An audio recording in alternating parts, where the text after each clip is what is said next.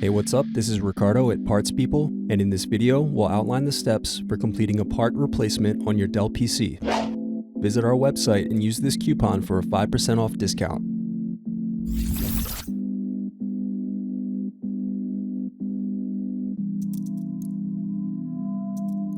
Now unscrew and remove DVD drive.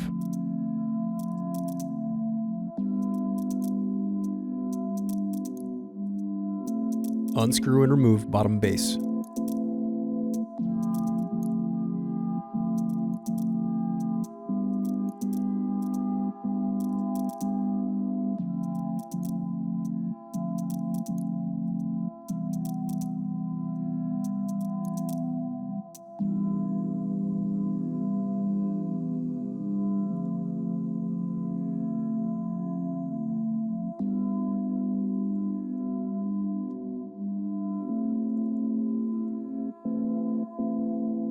Now unscrew and disconnect battery.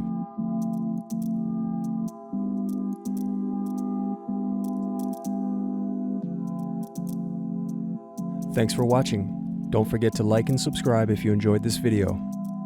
And if you need more, check out this playlist to watch other tutorials for your laptop.